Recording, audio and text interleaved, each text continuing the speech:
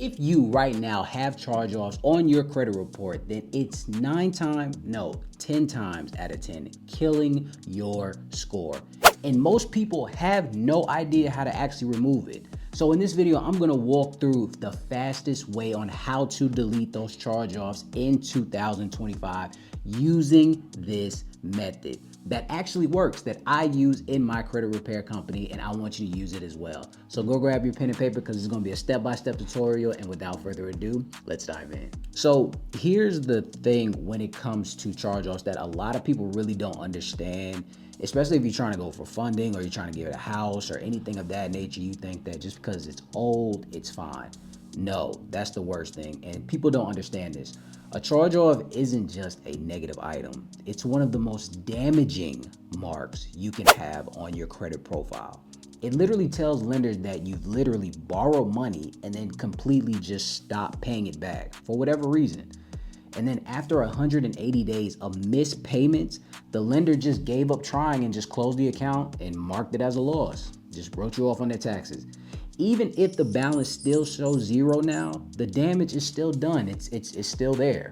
That's why if you're trying to go for anything as far as using your credit and you're trying to figure out why you're still getting denied, even though you paid it off, it's still hurting you. A charge-off can stay on your report for up to 7 years. And during that time, it's going to literally drop your score 50 to 150 points. The more that it goes, you instantly get denied for new credit cards, auto loans, and mortgages. And it flags you as high risk to every lender that literally pulls your credit report. Please understand this. So this is why deletion is the goal and not just settling.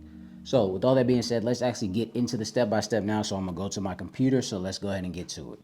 All right, ladies and gents, so we're right here. I just want to show you basically what you're actually looking for when it comes to everything, because the number one thing that you're going to have to do first is, of course, pull your credit report. Not just Credit Karma where you see everything. I need you to actively look for what's going on in your credit report, because there's a difference between a collection and a charge-off and how it actually looks on your credit report. I don't want you to dispute a collection this way. You can do it, and it's a possibility it can't work, but this is specifically for charge-offs, all right?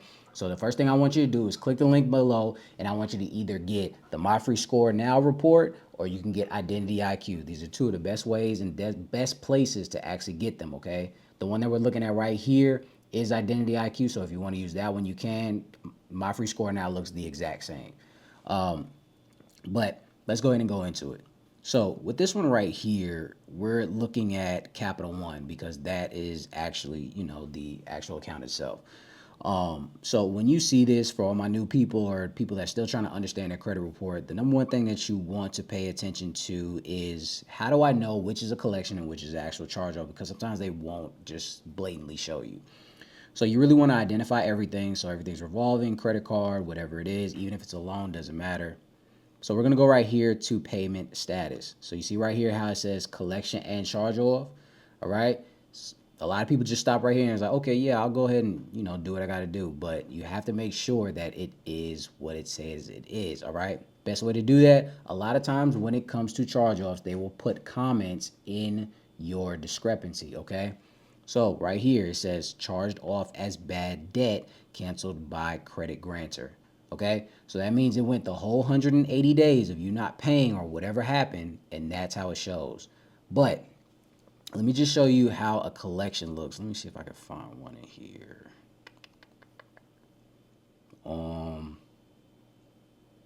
Yeah, like here, here's a student loan.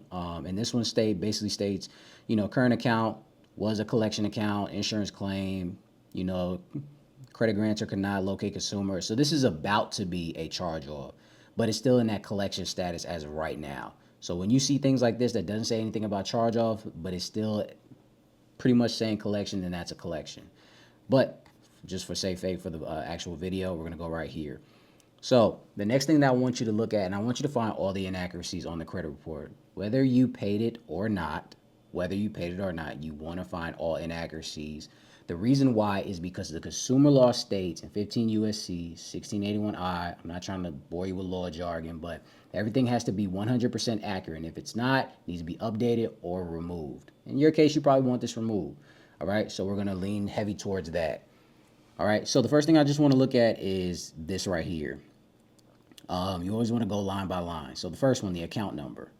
Now, I've seen this work in the past. Not saying it's going to work for everybody, but technically this isn't your account number. You know, you don't have any asterisks on your account number. I've seen somebody literally dispute it on that behalf of that because everything else was line by line correct and somehow they got it deleted.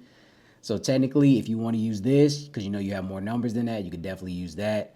But in my case, I would say try to look for things as far as like dates, amounts, and things like that that's not 100% accurate. So right here, monthly payments, is still zero. The date's open. TransUnion is saying it was open on the 21st, but Experian and Equifax said it was the first. So it's like, which one is it exactly? Another one, the high credit amount. You see how it says $445? Experian says $0, but Equifax says $395. So which one is it? Because it's not 100% accurate. So with that being said, this is another inaccuracy that you could definitely use because I get a lot of people in my comment section saying everything looks accurate, but they're not looking at every single small detail, and that's what you actually need to do. The next thing that you want to do as far as the credit limit, look, $300, $300. Equifax is saying $0. So if TransUnion and Experian is saying one thing and Equifax isn't, then who needs to follow suit? Who is who?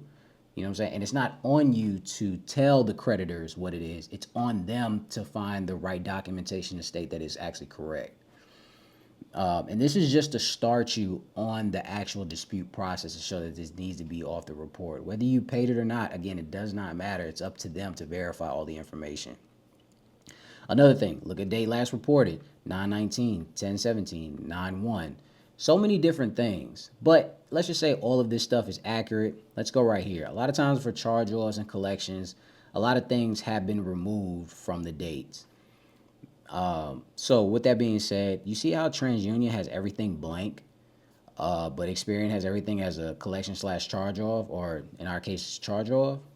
That's an inaccuracy because nobody's being consistent. So TransUnion hasn't shown anything at all the whole entire time, or from 21 all the way to 23. Nothing has been accurate. Nothing has been shown. Nothing has been reported to you guys.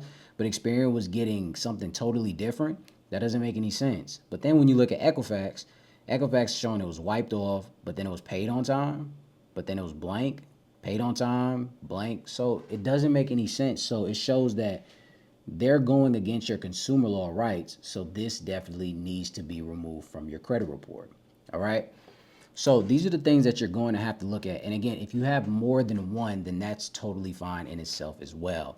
So you want to go look for this one. If you have another one like this one right here, it also says collection charge off, but it says charged off as bad debt. Another thing, I'm just showing you. So you see how everything is wiped off, collection. This one grayed out. This one not paid, but they're saying it was paid on time. This one's not. This one's showing different term 0, 1, 0, things of that nature. There's so many different inaccuracies that you can definitely utilize. Even if, let's just say, even if everything looked right, but then you get something like this. Let's just say that this is actually a charge off in itself, just for the learn education moments. Right here, blank. Right here, paid on time, blank. So nothing got reported to TransUnion to Equifax. But let's get right here, 30 days late, 30 days late, but it was paid on time by Equifax. That doesn't make any sense. Now it's saying it was 60 days late. Now 60 days late. Now 60 days late. But then it goes back to 30 days. Now it's paid on time. But now it goes back to 60 days. Last time I checked, between March and April, there are only 30 days. So how did it automatically just jump straight up to 60 days? And then Equifax, it doesn't have anything. You see where I'm going with this? This is how you find the inaccuracies on your credit report. Yeah, it is detailed. Yeah, it's sometimes a lot, but I'm telling you right now, it's 100% worth it because you actually need things like this to kind of show, okay, what's on my credit report, what needs to be taken off, etc. All right. So this is just step one of what I want you to do as far as finding all the inaccuracies. Now it's time to make a dispute letter. Now, I don't expect for you to be like a credit repair company like me or anybody else, or have to get all the law jargon and things like that. I made it easier for you. So we're going to utilize ChatGPT to try to make our dispute letter and then go from there. Okay. So let's go ahead and go to that. Now, once you get to ChatGPT, of course, it looks like this. The next thing that I just want you to do is input a correct prompt into ChatGPT. A lot of things that I've been seeing people do as well, especially online, TikTok, whatever it is, they just say, spit me out a dispute letter. They just say that. And that works, that's fine. But I really want you to go into depth to really tell ChatGPT what's actually going on. Now, the prompt that I'm about to give you is just foundation, okay? It's just a surface level of what I actually want you to do. You can always add more to it. There's never too much information that you can add. And what I really want you to do is when you go back to your dispute letter, what I want you to do is tell ChatGPT what's actually going on. So if you see anything like this as far as, hey, they're reporting 2021 to 2023 TransUnion is not displaying anything, Experian is, they're showing charged off, but Equifax is showing okay for 2021 all the way to 2023. They're showing inaccuracies as far as this date, the monthly terms, things of that nature. Where's that Capital One zone at? Yeah, things like that. They're saying, last reported 9/19, 10/17. I want you to put all that information in there to really cook up a specific letter for you where it sounds accurate for you, okay? So this is what we're actually going to put. Straight to the point, plus the stuff that you're going to add from your credit report. So we're going to say, help me remove a charge-off account from my TransUnion credit report using the Fair Credit Reporting Act. So let them act as your consumer law lawyer or credit repair, whatever. Specifically 15 USC 1681I, again stating that everything is 100% accurate. 15 USC 1666, please provide a breakdown of how these laws apply and draft a dispute letter that references my legal rights, okay? So then you're going to click OK. It's going to spit you out something. So then it's just going to give you the information or anything like that. Hopefully it makes you a letter, and if it does, I'll make sure that it makes you a letter. Here we go. All right, so the dispute letter, this is just information that I basically just said, but if you want to read that, that's fine. Make sure that everything is accurate as far as the P.O. box and everything. You always want to make sure. Now, how do I always remember is I just remember Chester, PA 19016. That's like embedded in my head. So that's how I know it's accurate. And he said, I'm writing the formally accuracy of the charge-off accounts currently appearing on my appearing on my TransUnion credit report. The account details as follows. So you're going to put the creditor's name, last four, date. This is what the stuff that you're going to have to fill in. And then ChatGPT literally does the rest. But of course, it's going to be a little more detail for you for the actual charge-offs that you have on your credit report, all right? Now, you're going to do this for not only TransUnion, but for everything that you have. So if it's only showing on TransUnion, then you only have to make one letter. But if it's showing on all three, then you have to make one for all three. So how do you know? Just to make sure, let's go back to it. Again, if you see it right here, and right here, you need to make 3 letters, okay? I know right here it's like, well, it's not showing and things like that. Don't look at that. This right here shows that you need to make a letter, all right? Because they still have it on your credit report.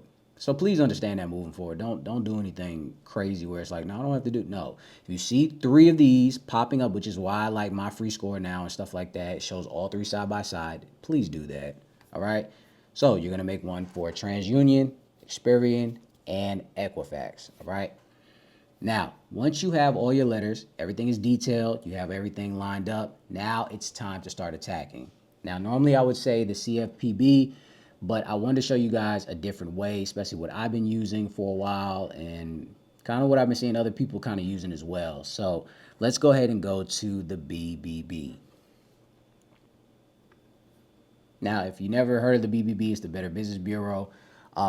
This has been actively working for me relatively well, but I really changed my letters up for my clients a little differently. And there's certain, methods that I put in place in the letters to make sure it's way more effective. Not saying that this isn't effective, because 100% is. I'm just showing you a easier way for my people that, they're just trying to do it their way. They just want to get it out. They want to just get in, get out. They don't want to put any credit repair people in place, anything like that. This is for you as well. But my letters are cooked up a little differently than how ChatGPT did, way differently actually. But again, if I'm using the Better Business Bureau, this is exactly how I would do it. So Better Business Bureau. Now the next thing that you can do is you want to go to file a complaint. Now the cool thing about the BBB is you technically don't have to create an account. you can just file a complaint. With the CFPB, you have to create an account. It's really no difference, but I just want to tell you that. Now, the next thing you're going to do is when it goes to how can we help, they're going to give you a series of options. So the first thing that you want to do is just please just click on I like to file a complaint against a business and have the BBB help me get a resolution to my problem. It's the only thing you want to click, and we're going to go from there as far as a step by step. Now it's time to actually file the complaint. So the next thing we're going to do, we're going to look for TransUnion, okay? Just because of how I cooked up already the letter for that, so we're going to use TransUnion. So we're going to type in TransUnion. And of course, you're going to do the Chester, PA, so you can put PA. I don't know why I clicked Pittsburgh, but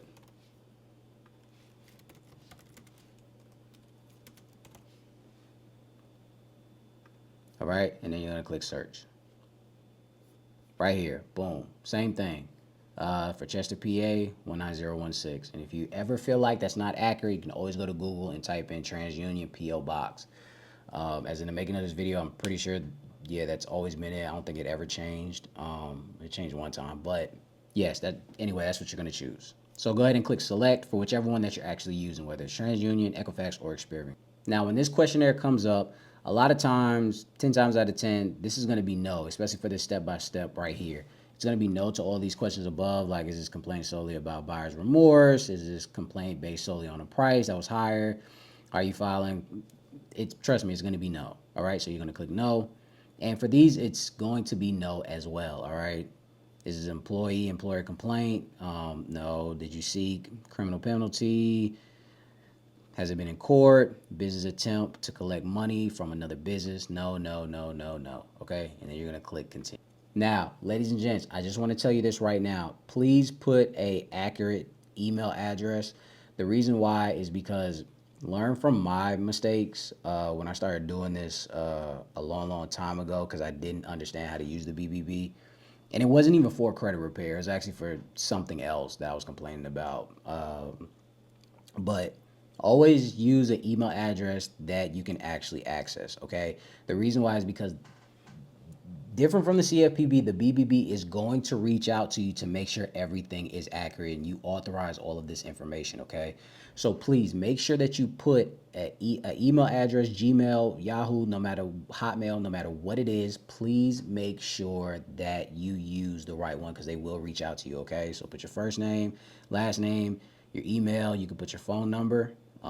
You're going to put your email address, your address, things of that nature, and then you're going to click continue. So I'm just going to fill this in just for,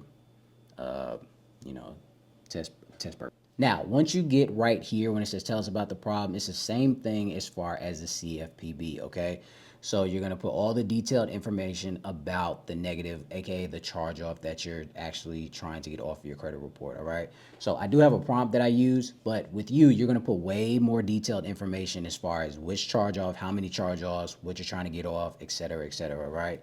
So you're going to put it right here. This is just a standard template. It could definitely work. You're just going to add your information to it. Upon reviewing my credit report, I noticed several inaccuracies associated with this account.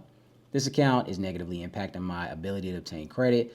I'm requesting that you conduct a thorough investigation to verify the inaccuracies and completeness of the information as required under the FCRA 15 U.S.C. 1681I. All right, so as you can see, everything is pretty much standard across the board, all right?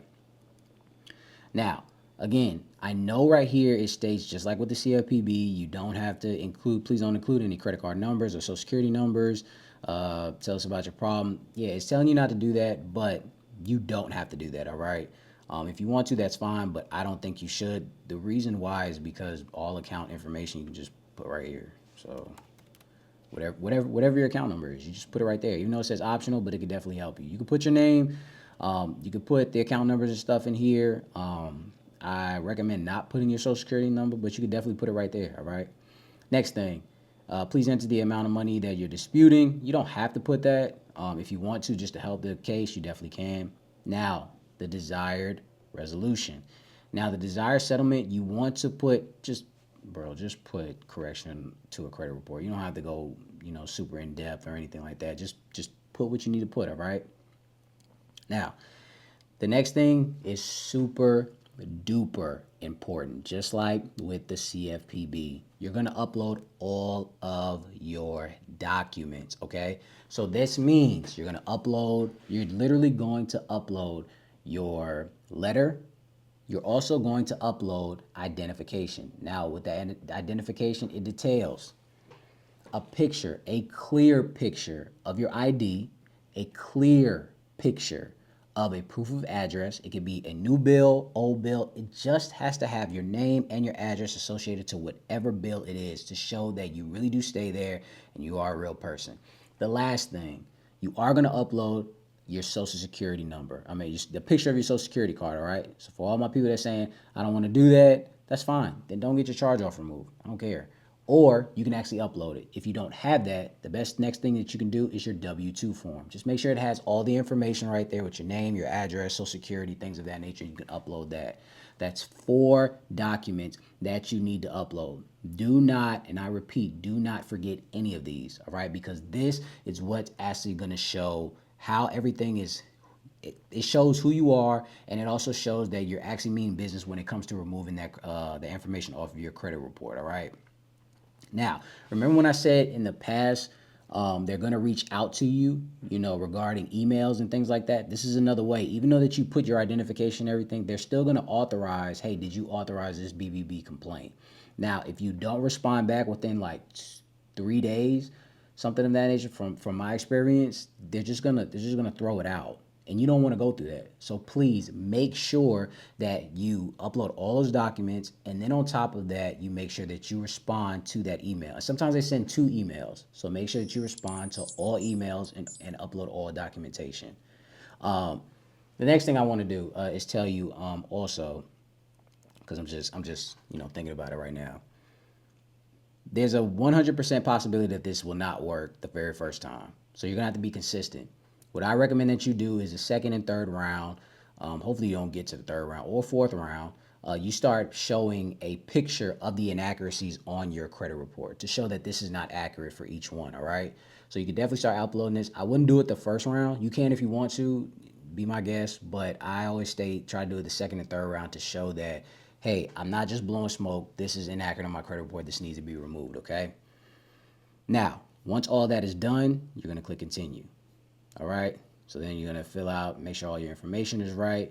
You got Mike Jones, you got your email, you got your phone number, you got your address, everything is 100% accurate. All right, you're making sure the description, it's literally, if you ever did the CFPB, it's the same thing. It just sometimes take a little extra steps.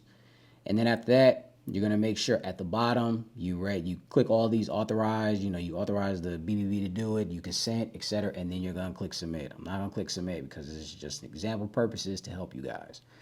Now, again, you're gonna have to do this 2 more times, one with Equifax and one with Experian as well. Okay. Now, from my understanding, that means instead of getting 1 email, you're going to get 3 emails. And sometimes they do twice, you're going to get 6 emails. So you just want to make sure that you pay very, very close attention to your emails when they respond. Sometimes they respond the very next day, which is really good. So with that being said, this is how you're going to get that charge off of your account. And then you're going to start seeing things come off. And sometimes I'm not a fan of it, but if you have Credit Karma, a lot of times they can sometimes show you if there's an update to your credit report as well. That's the only thing, Credit Karma is good for. I know sometimes they do that, so you can definitely pay attention to that as well. And then also, just stay on top of your credit report. Or actually what you can do is also you can call all 3 credit bureaus and make sure that they got the BBB complaint. You can make sure that they're doing their due diligence. So you can go, on top of everything to make sure everything is aligning up. Again, this is literally how I would tell you to remove that charge off because I've seen it done before. I've done it for people, and I've seen people do it on their own. Again, it just takes consistency. But if you feel like this is a lot, you don't have time to do all this, you don't have time to pay attention to your emails and things like that, you can definitely use me where I would definitely help you remove all this stuff off of your credit report, all right? If you need any help, especially if you're trying to get approved for houses, cars, even funding, you would just want a one-stop shop, then click the link below so we can sign up for a free consultation so I can definitely help you. I really hope, again, that this helps you. Really just please don't skim through it. Make sure that you watch this all the way through and send this to people that actually need help getting charge-offs removed from their account. I'll probably make an update on how to do, collections and late payments down the line. But I'll definitely get everything to you because, I try to help you guys as best as I can. I want to thank you guys for stopping by and let me know if this worked in the comment section, all right? And until next time, ladies and gentlemen.